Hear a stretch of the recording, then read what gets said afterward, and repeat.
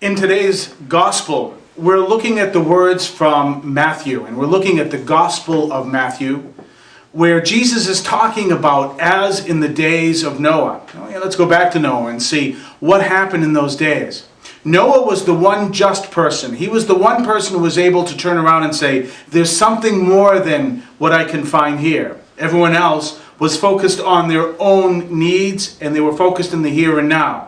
Everyone was still involved in keeping life going. They were involved in farming, they were involved in marrying, they were involved in eating every day and everything else. But they were focused on the here and now. But there was Noah saying, no, there's something else beyond that. And that something else changed the way he lived his life compared to everyone else. And that's what Jesus is telling us. He's talking about in the days of Noah, it'll be just like that in the future. But the question he leaves us is, what is the difference between those who are left behind and those who are taken? He doesn't tell us, but I'm going to tell you what it is, and it's an important point for us to look at in this first week of Advent. It's important that you and I understand this. Catholicism is not about morality. It's about relationship.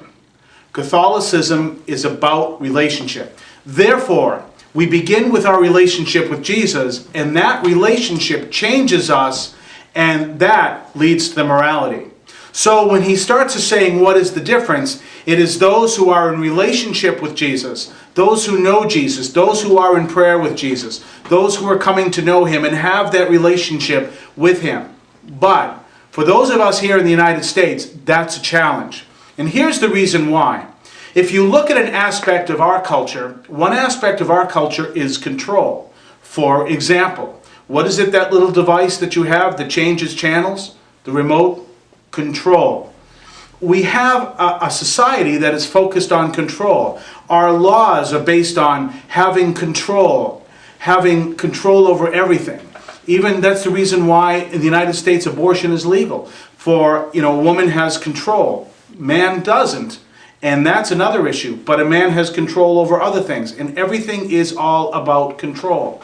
If you're going to be in relationship with Jesus, you're going to be in relationship with him on his terms, not your own. That means you have to let go of control. That's an important aspect, and that's something we can look at this year. How is it that we let go of control? Remember those words from the Our Father, may your will be done. We can't turn around and say, yes, Lord, I'm going to get to know you as long as A, B, C, D. No, it's very simple. May your will be done. Let me give everything over to you. I do things on your terms, not on mine. But when we turn around and we say we're going to do things on your terms, that means right across the board. How about, well, here's what I'm going to do. I'm going to go to church every Sunday, but not this Sunday, because this Sunday is the Foosball Championship in Enfield, Massachusetts, and I can miss Mass for that. And then it starts. It's all on my terms, not on God's. And so this first Sunday of Advent here is a time for us to stop and say, how am I going to give control over to you? How am I going to offer myself to you? Because when we are in relationship with God, he comes in, he changes us, he changes our way of thinking, he changes our way of acting, he changes all that is part of who we are.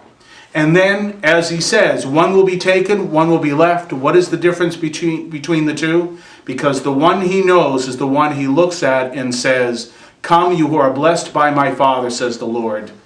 Enter the kingdom prepared for you from the foundation of the world. God bless you.